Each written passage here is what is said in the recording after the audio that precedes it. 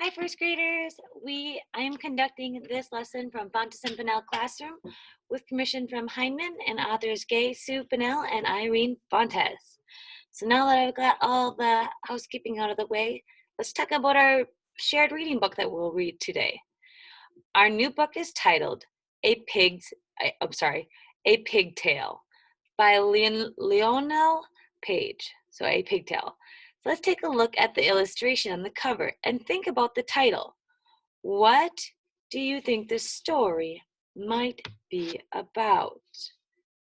The title is kind of tricky.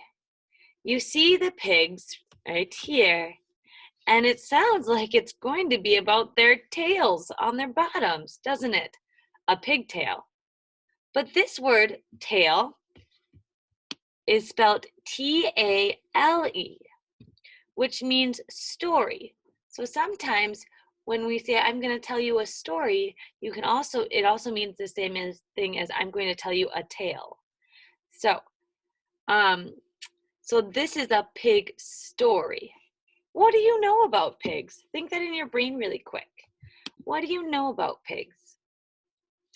All right, so I'm going to begin reading. I'm going to pause and stop and talk a few times throughout the video on if something were to come up.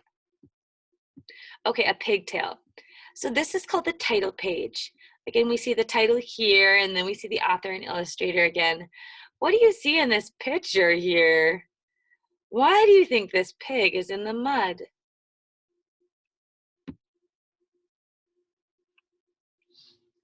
Roscoe was a big pig.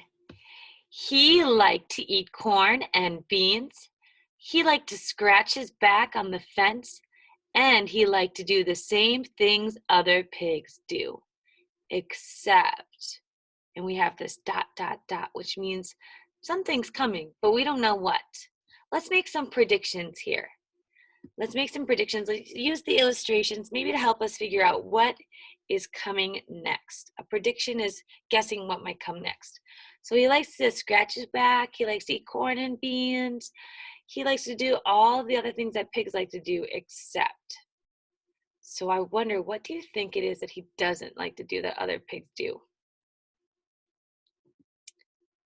I don't like the mud, said Roscoe. I don't like to play in it. I don't like to roll in it. And I don't like to dig in it. I like to stay neat and clean. So you can see him here. He's got his arms folded. He doesn't like that mud, does he? So this pig right here, you can tell that it's him, right? Do you think his friends agree with him, or do you think they like the mud? I think they like the mud. One day, Roscoe went for a walk. He looked up and saw a big wolf with big teeth. Oh no, a wolf, whispered Roscoe. Let's take a look at that. All right, so look at how the author wanted me to say this. She used the word whispered. Oh no, a wolf, whispered Roscoe. What if I did it differently? What if instead of whispered, she put the word cried here? It would sound like this. Oh no, a wolf, cried Roscoe. Or what if instead of whispered or cried, she put the word shouted?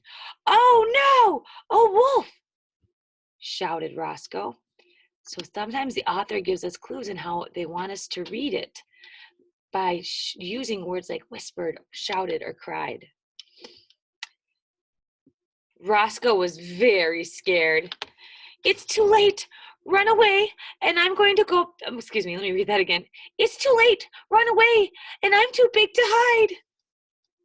It's too late to run away, and I'm too big to hide, cried Roscoe.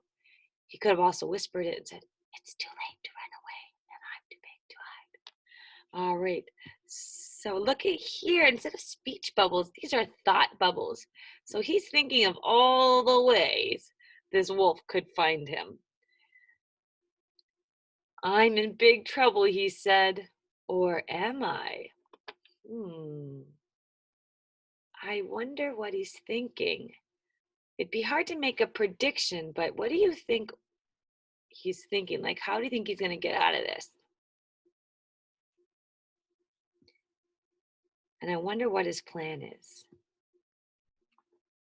When the wolf got closer, he stopped and sniffed the air. I smell a pig, he growled.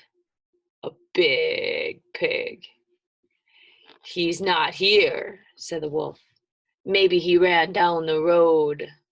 So the wolf raced down the road to look for the pig.